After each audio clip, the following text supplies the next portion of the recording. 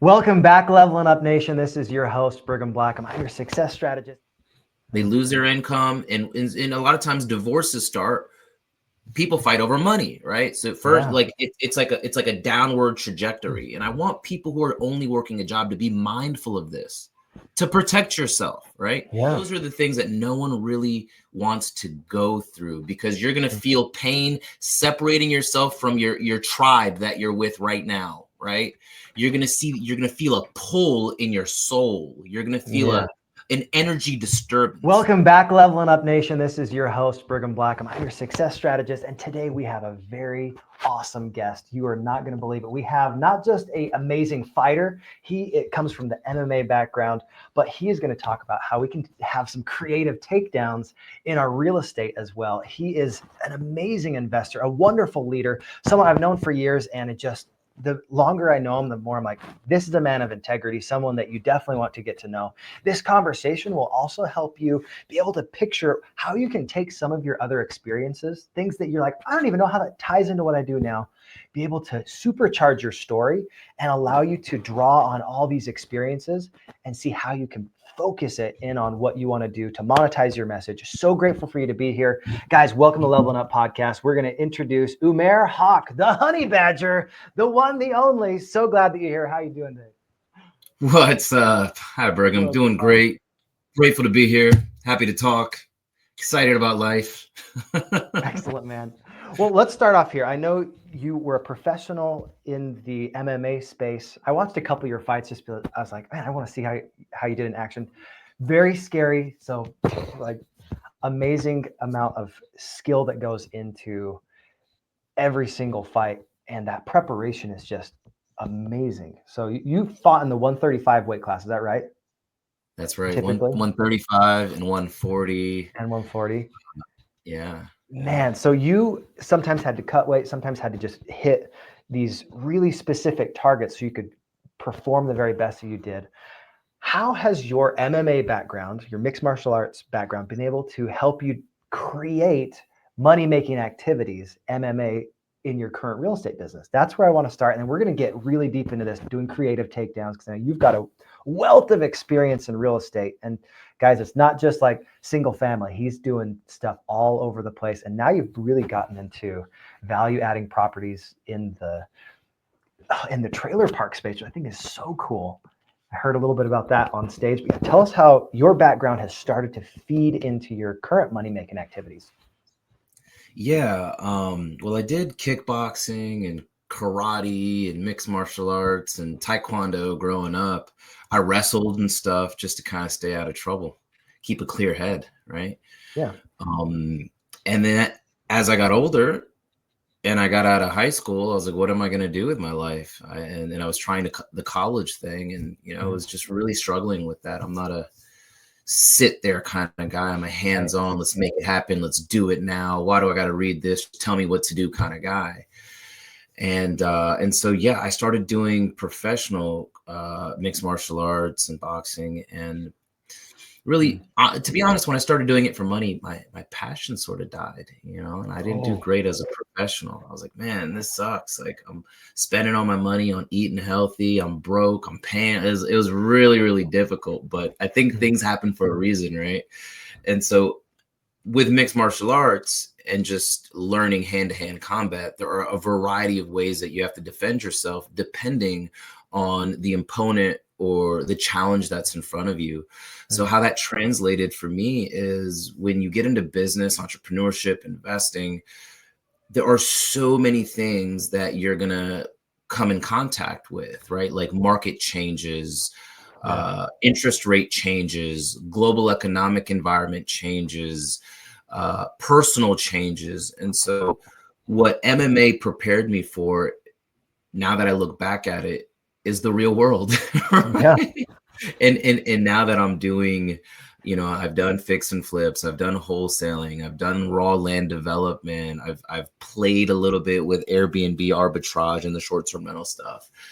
And what it's taught me is, there's a variety of ways to build wealth. There's a variety of ways to make money.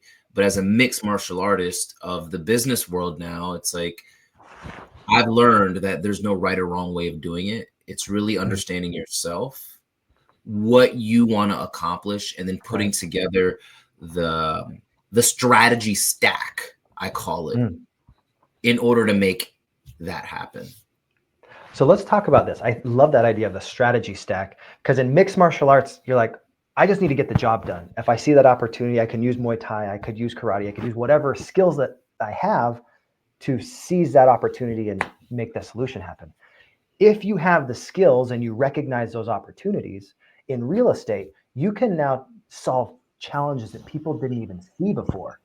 So let's go there. When we're talking about creative takedowns, that was a pun intentional, because I love this idea of taking down properties that most people don't even see as a deal. Something that you're like, oh, I'll just pass. But you're like, whoa, whoa, whoa. Wait, a trailer park?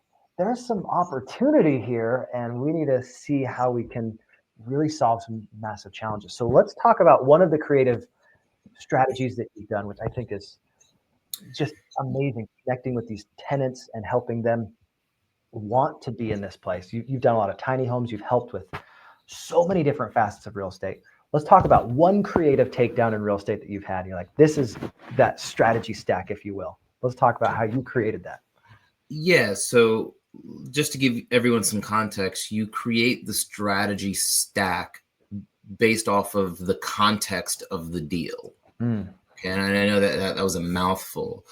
So I found myself now specializing in mobile home parks, owning mobile home parks, running mobile home parks, and we can talk about that. The reason why I went that route today. But as far as creative takedowns, first, if you're brand new, I don't know where you're at on your journey with real estate investing. The first step is recognizing that deals can be done in a variety of different ways. It's not just your traditional get a bank loan, put 20% down, maybe rent it, maybe put some money into it and try to sell it for a profit, right? That's very, very basic. So some of my favorite strategies that I want to give you guys today or help you understand more about is learning how to purchase properties subject to the existing mortgage. I love those deals, especially in a higher interest rate environment. There are thousands, hundreds of thousands of people with lower rate interest rates.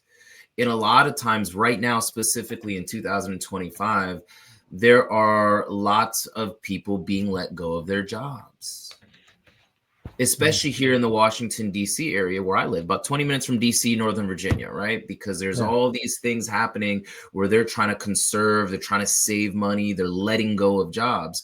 So now, unfortunately, right, this is the harsh part about it. Unfortunately, some people, when they lose their income, they don't know what to do. They lose their income, and a lot of times divorces start. People fight over money, right? So first, like it's like a downward trajectory. And I want people who are only working a job to be mindful of this, to protect yourself, right? Yeah. And so when these type of things happen, I feel so bad for some of my sellers, right? But if they are in pre-foreclosure and it's good, they're going to continue to not be able to pay for that property. Did you know that foreclosures can stay on your record for as long or longer than bankruptcies? And so some sellers are like, man, I just, I'm struggling to pay. I don't want this on my record. I'm already in arrears. I'm already behind this amount of months. So it allows sophisticated or people who understand how to, investors, right? People like me and you, it allows us to get into properties with little to no money down, acquire or control that property, right? And so that's how you get in. Like that's like your jab. That's how you get in. And then you're gonna follow that jab up, for instance, with your exit strategy. So now you're in a deal, you know your numbers, you're in a deal at a lower interest rate than most basic investors, and you take that deal and you can turn around, and after you acquire it, you can refinance into your own banking after a certain period of time, and you can keep it as a rental. After you acquire it, you may want to fix it up and then flip it for more profit. After you acquire it, you may want to resell it on your own terms, on seller financing, right? You may want to do a lease option first and then seller financing. You may want to turn it, depending on the location. You might want to just turn it into a short-term, mid-term rental type of situation. But guys, what I'm trying to get towards is this is the mixed martial arts of real estate. You can start with a specific strategy as long as you have your knowledge, and you can create multiple ways of making money depending on your personality and what your goals are. Does that make sense? That's why I tell people all the time, guys, there is no one size fits all approach. There's the approach that fits you, your personality, what specifically you want to accomplish. And that's how I relate business and real estate to mixed martial arts. Mixed martial arts, you got a triangle choke, you got a guillotine, you got an arm bar, you got a variety of takedowns, you got kickboxing, you got Muay Thai. So you just got to use what's necessary in the moment. And the only way for you to do that is to train. You said earlier, right? You said, dude, like, you got to train, just like you train your body, you got to train your head. And so that's why when people are, when friends and family tell me that they're too cool for school or they're too cool to educate themselves, I'm like, you're out of your mind. Literally, you're out of your mind. Literally out of your mind. Because your mind is the one thing that's going to pay you. Right? Yeah. So you think about it, you sometimes get maxed out from your head down on how much value you can produce. But it is infinite from your neck up. Yeah. If you can create value, you solve challenges. Talking about your mixed martial arts skills, like, yes, it's one thing to be able to go take down people and do that professionally, but you pretty much get capped out with what your body can accomplish. Right. But you look at like amazing fighters that they maybe have a promotional business. They also are doing real estate, and they start combining all these different skill sets. Now you think about if you had this same information when you were in mixed martial arts, how would your life be different? Having so much more value that you could create for events and so much more value you can create by having different strategies. I'd love your take on that. Knowing what you know now, if you could go back and relive those glory days, what would that do for you? I would have never gotten into fighting MMA professionally. Yeah, right? I'm like, why am I getting so funny? I mean, I would still train. I'd do my CrossFit. I'd do my workouts. I'd stay healthy. But I would have just never even, I'd be like, man, I'm too smart to put my body and my life and my brain on the line. It's just, to be honest. But like, you're so right when it comes to like think about Floyd Mayweather. Yes, he's such a great example. So he is, you love him or you hate him. He is a genius. Genius fighter, genius businessman. He just bought up a bunch of real estate in New York, right? Like, do you know that? Like, he bought up millions of dollars of real estate in New York just like this year. Because when people are running, you need to be buying, right? So he bought a bunch of real estate at a deep discount. And so anyways, it's just amazing. Well, Umair, let's go here for a second. I know you talked about this idea of a strategy stack. You and I are educated from the same place. There are so many reasons why people want to get into real estate, but sometimes they hit a wall on what they can learn and do on their own. What has having a community of like-minded individuals that are educated, have the same language, what has that done for you to be able to help you be successful and create these strategy stacks for each deal? Yeah, I mean, people got to understand this, and this is like Tony Robbins. He goes, and I'll never forget this. He goes, our lives are a direct reflection of the expectations of our peer group. And that one hit me for years. Our lives are a direct reflection of the expectations of our peer group. So when my buddies, when I was in my 20s and my buddies they expected me to get drunk, chase girls, smoke weed, do all these things, right? I needed to change my environment into something healthy, empowering, someone who's going to clean me up. So martial arts in the gym was that for me when I was a youngster, right? Mm-hmm. But when I knew I wanted to get into business, when I knew I wanted freedom in my life, when I knew I wanted to control my outcome and not be told what to do and looked down upon because I don't have a fancy piece of paper that says masters on it, right? When I knew that, I knew I needed to be a part of an environment that empowers me. And so we started, instead of finishing community college, I got started with our group, dude. And this group has actually, like, it's not like the group has transformed me because I went all in. I burned the boats. I was like, there is no other option other than being successful. Yeah. I felt, I grew up listening to a lot of rap music, and now I listen to it. And I'm like, dang, I listen to that. It's just so crazy. But I'm like 50 Cent, baby. I was like, I'm gonna get rich or die trying. There's like no looking back here. I'm gonna do this. Period. And so when you have no other doubt in your mind, when you really believe that it's gonna happen, then the likelihood just goes way up. So that's that full commitment. That's all in. You burn the boats, like you said. What did that look like in reality? Because I know sometimes we get to this point in our life where, like, I need to stop what I'm doing on this side. Like, I was reading Michael Huggins' book this morning, and he's like, I had to literally blow up my TV, stop hanging out with poor people, stop doing what poor people were doing, and figure out who is wealthy, who can I associate with, who can I create value for, and learn from them, and just zip my lips so I can start to take that in. What did that look like in practice for you? Did you have to get rid of your TV? What did you have to do to be able to surround yourself with that environment? Right on. Well, one of the things that I think was the most difficult for me was my family and my background.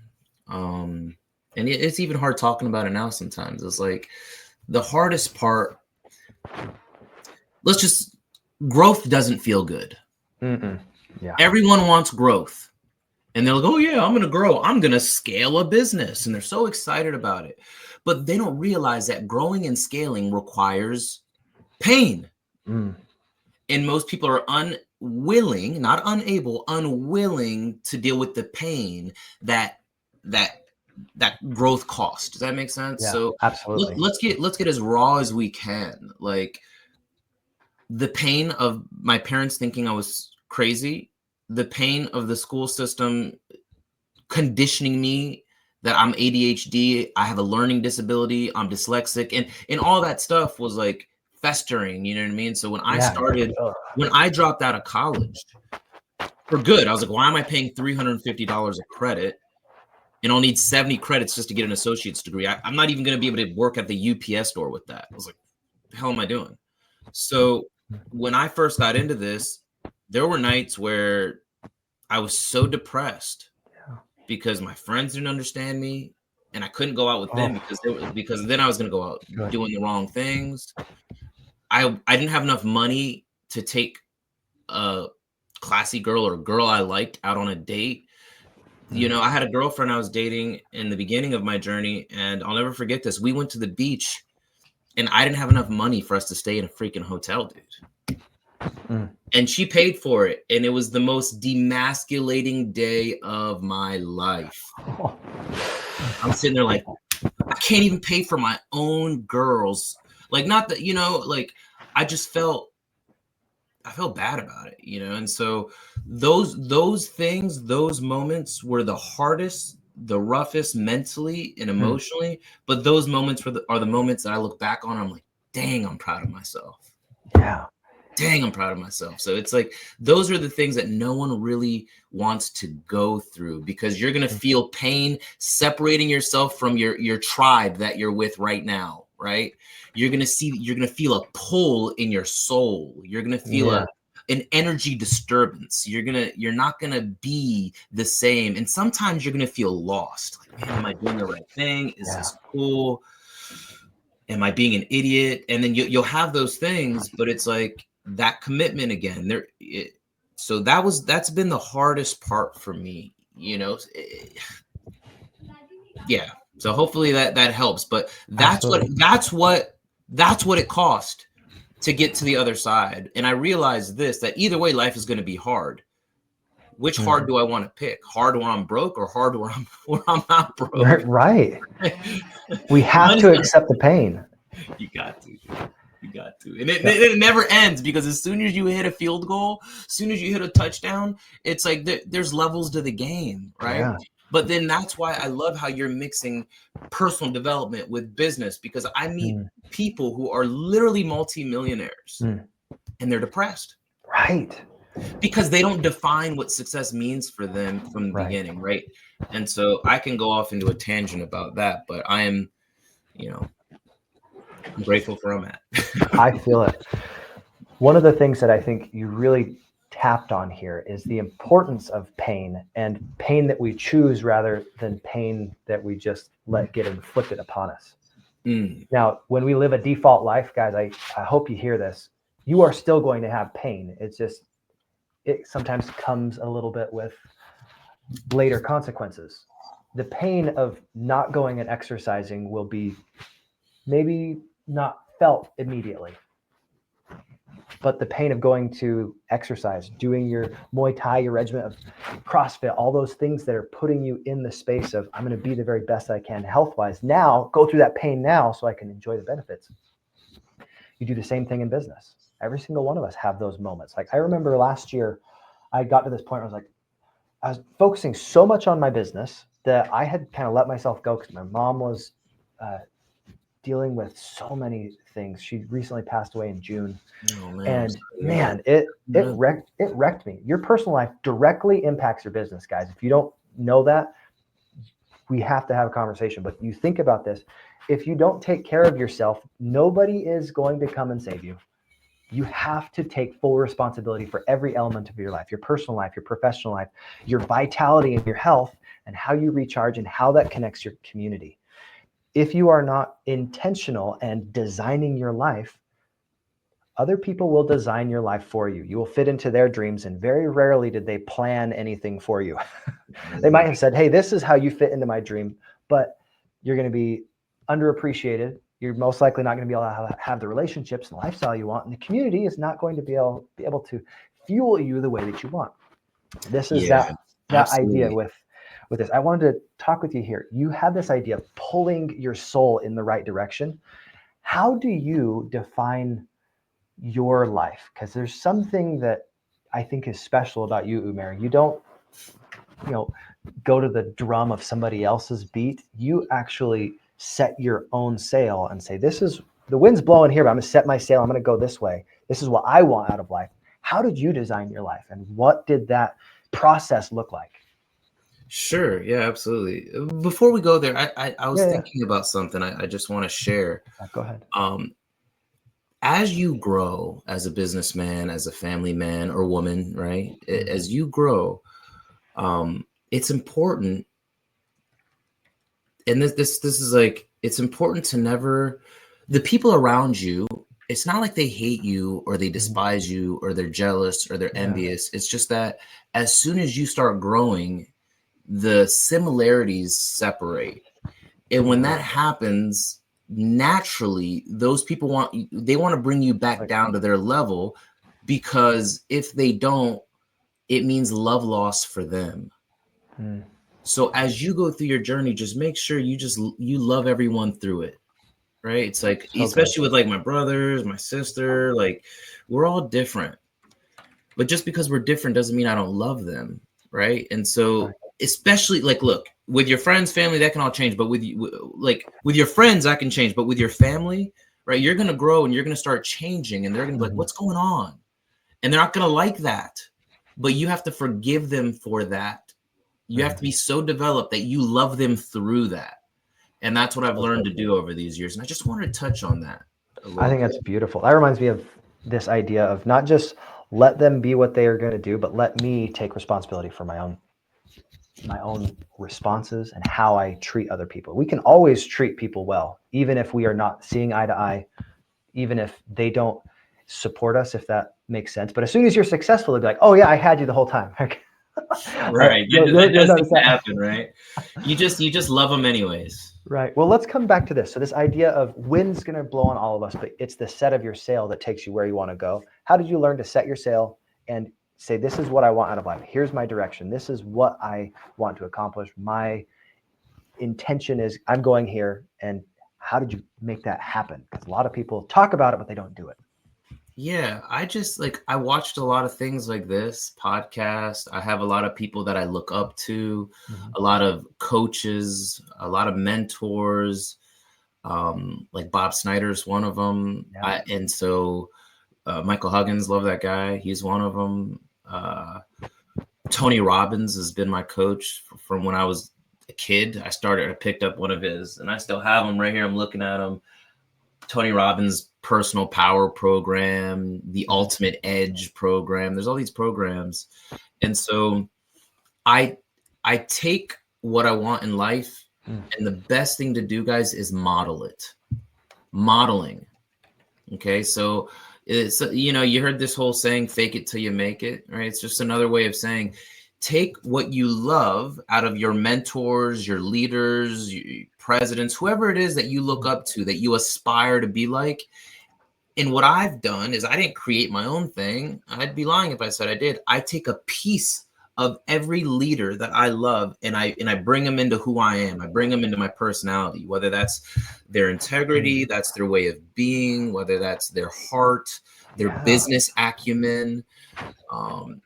And then I mold those into my own personality. We are creators. You can change in a moment. It's just most people are addicted to being who they've been. Yeah, that's beautiful. Darren Hardy, one of the guys I really love to follow, he has this idea of M&Ms. You model and then mimic those people that you love. And it's like, that's such an easy way to do it. Like you get some M&Ms, right? Not the chocolate M&Ms, but literally modeling and mimicking the people that you want to be like. And what you said there is great. There are a lot of models that I'm like, that is a warning for me. I'm definitely going to choose to not do that. And you can learn from anything. You can discover ways of not being just as easily as you can say, wow, I really want to model that person and how they did this transaction or how they did that takedown of this amazing experience. Right. So when you are taking any coach or mentor and what it is that they're teaching you, how do you select which things to actually listen to that you're like, wow, this is someone that is of value. They are delivering value. They are at the top of their game. I want to model them versus someone that you're like, you don't know what you're talking about. How do you source which people to listen to? Like true practitioners. That you just said it, right? People who practice what they preach. Right? You're not going to so many people want to give you advice, but rarely do they want to take their own advice. Yeah. You know what I mean? I'm like, interesting. Right. So I'm always looking at who's living the type of life that I want to live, who has the type of relationships that I want to have. And I'm modeling that behavior, right? Even with peace or yoga or health and mind and body, I'm just like, Sometimes you meet people and they just have amazing energy. And you're like, wow, I love it. I love, like you, when I met you, I was like, man, this guy, I just love his freaking energy. I could talk to him for days. It's like you brighten people up. It's like good chi, right? So it's like, man, I want to, and like when you get around people like that, it's contagious. I'm like, let me have some of that. Rub some of it on me. You know what I mean? I like that. Right? It's the same thing when you're around too much negativity, right? Oh, You ever been around someone who's always bringing you down? They're like, you ever watched Winnie the Pooh when you were a kid? They're like Eeyore. You're like, hi. Well, I don't know about that, Piglet. You're like, oh, Eeyore. Oh, man. I want to be around a bunch of Tiggers jumping around, freaking Winnie the Pooh. Give me some of that honey, baby. Oh, yeah. Well, honey badger, I get that. That makes a whole lot of sense, right? So fun. This is so key, though. I had a really great experience this is literally probably over 10 years old. But my mission president's wife, Sister Hirsch, she said, if you take a glove and you throw it in the mud, what happens to the mud? Does it get glovy? And I was like, no, it doesn't get glovy. It gets muddy. It's like literally who you associate with matters. How you associate with those people matter. And if you're like, man, this is not the environment that's going to help me grow, help me get better, it's just going to make me worse. You sometimes need to say, you know what, I'm not going to take my glove and throw it in the mud. I'm going to go be around those people that enjoy white glove service and go around the people that make it awesome. Right. So think about this, Umair. I would love to hear your take on this. You have tried a handful of things in business. You've been able to say, well, I didn't dabble here. I went and I did this, and then here's the result. And I went and I did this, and here's the result. How did you finally land at what you're doing right now? Because this is something that people get in analysis paralysis and they think, oh, because I don't know everything, I'm not going to start. And it's like, oh, just start, choose something and go do it. And then look at the results. Did I like it? Was this something that was valuable? How did you arrive where you are now? And let's talk about that process. Yeah, so now I'm really, really leaning into mobile home parks. I've got 5 parks that I own, little parks, and they're cash cows. Really, they make more, and I can literally show, not just say, they make more than any other asset class, more cash flow than any other asset class in real estate. We are in a housing crisis here in the United States of America. There are millions of baby boomers retiring that don't want to be in 2-3 level story houses. There are multiple strategies when you own the park. You literally, when you buy a park, and there's different classes of mobile home parks, right? It's not just trailer trash. People think like, oh, negative stigma, right? They're absolutely, and I always do opposite of what the masses are doing anyways. Right. Masses always tend to lose. Just look at history, right? So there's multiple income streams, and when you own a park, you basically own your own mini real estate investing ecosystem. I really want you to think about this, right? If you own a park, you could, of course, you could charge what's called lot rent. Basically, they're paying you rent for the dirt. Okay. And people are bringing their own mobile homes, they're putting them on your lot. But in in that park, you can also have park owned homes where you can rent the homes yourself. Within a mobile home park, you can have some homes that are just sitting there. Maybe you bought it from an older seller, and you can wholesale those homes that are sitting on your park that you purchased to an end buyer who wants to flip them. Inside your own park, you can flip a mobile home. Inside your own park, you can do creative acquisition. So you basically own a neighborhood. Right? It's awesome. Isn't that cool? Like That's so pretty, cool. Pretty cool. And you're providing value to the people who need it the most. So good. Right? The first market to crumble in a market downturn is not the mobile home park market. It's the luxury markets. Yeah. I've got developer friends who have filed bankruptcy because now they're sitting on all this inventory that they can't sell. Banks going into trying to do short sales, right? So it's risky. I'm very low risk, high return, conservative investor. That's who I am. Yeah. And so I try to teach other people to be the same way. And so that's where I see the value right now. That's where I see the money right now. That's where I see no risk right now. Right. In the mobile home park space. And there's only like 39,000 parks in the country, and they're not making any more. Why? Because the real reason why is the homes are considered vehicles, and the counties and the towns don't get as much tax revenue than they would from an actual neighborhood, right? But that's starting to change because of the housing crisis. Yeah. A lot of things are shifting, and you got to stay ahead of the curve. And so those are some hints on why mobile home parks. I'm going to be teaching a class on mobile home park. So stoked. On mobile home park investing. I'm going to be going into details, specifics, action steps for anyone, regardless of whether if you have money, no money, like anyone. I'm going to show you how to get started and go from nothing to money within that course. And that's coming out, I think, May 16th. So May 16th. Yeah, baby. So good, man. One of the things I love about you, Umaer, is you don't just give the high level stuff. You have some really specific insights that let people see, oh, this could actually work for me. If people are listening really carefully here, you create an ecosystem it's not like you only get to do one deal and then you're done with it. You're like wash your hands of it and you're like, I'm done. One of Right. the things I've noticed with people that own parks is they might flip the same house over and over and over again because maybe someone defaults on their property and they're like, oh, we're going to do this again. And then you get seller financing set up and then someone moves away and you get the house back and then you do it again. What's your experience of being able to create this ecosystem and improve the entire neighborhood because of your skill set?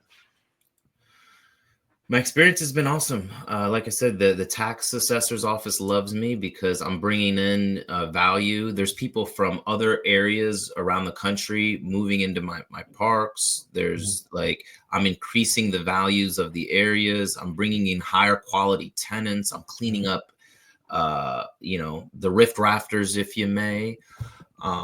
So overall, it's very, very good for everyone. Yeah. But it's not gentrification. Right. Right. Because gentrification, you're moving people out of places, they're building these things, the affordability goes up in an area. So I wanted to provide value, but I also wanted to give back to a community. Right. And so it's a part, mobile home parks is a part of unsubsidized housing. I'm going to be talking about this in my class. And so it allows an investor to make good money, but it also doesn't push people out of where they are. And that was important to me. Yeah. I think that's a way that you can keep your community solid and give them, when you talk about value, like giving them something that they can use for their family at their current economic situation. Because some people, it's really hard for them to mentally get over this idea of how do I make more money other than getting a second or third or fourth job.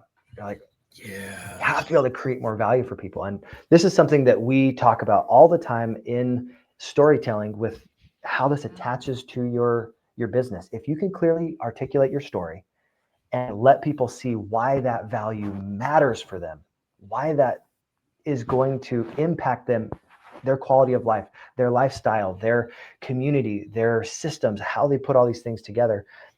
That's when, as you share those very pointed, focused stories, you relive it in a way that matters. Every time you give them an offer, they're going to say, you know what, this makes sense to me. I'm going to do it. Improves your sales. It changes everything.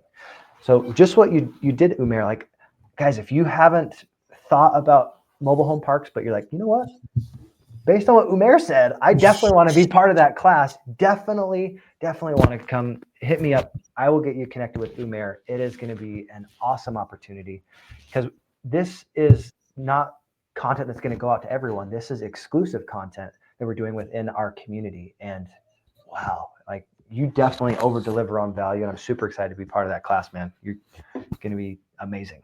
Yeah. And, I am just so grateful to be here. But, I'm really excited about the people that are going to get the opportunity to learn and coach with you. Yeah. Right. You're such a strong leader, such a strong communicator. And I really feel like the value that you're providing by helping people tailor their story and giving them the coaching, everyone needs a coach. Everyone does. Even coaches need a coach. So I love that you're providing that for people who are willing to step up to the plate, man. Good for you. Thanks, brother. Well, I appreciate you. Thank you so much for all of the value that you created today. I mean, this idea of strategy stacking, MMA, those mixed martial arts going to money-making activities, mind blown. So grateful to have you here today. And Umair, this is not going to be the last time you're on Levelin Up podcast. I know we're going to have you again. So thank you so much for sharing so much value. Guys, where can we have them come and connect with you more?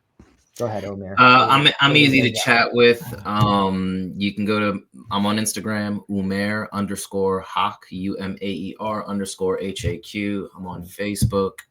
You can look up my YouTube. I'm trying to be more proactive on sharing. That's why I love coming to things like this, because I don't like schedule. It's not like my full-time thing, just trying to, share, but I love to share. But if you could look up hands-on real estate, and we've got some cool stuff on there. Awesome. I'd love to chat, love to connect. Wonderful. Well, thank you so much, Umair. Guys, I wanted to make sure that you get all the value out of this conversation. I have my 3 reasons stage fright costs and why you must fix it. Fear is the thing that's holding back most people from sharing their story. If you can unpack that fear and have those arrows go out, help you help yourself, this is what I do. I would love to have that conversation. Make sure you DM me. I will get you that ebook, and it's going to be phenomenal to talk about these value adding stories so you can go make more sales, build your relationships, do the things you need to help your community grow. So excited to be here. Umaer, thank you so much for over delivering on value. Love you, brother. Way to just knock it out of the park, man. So good. I was just saying, take it down, right? Do a great takedown. We got to keep that in there. Get rid of the baseball analogy. Go knock them out. It's fantastic. Love it. So, Have a great day. You too. Bye, guys. Cheers. God bless, guys.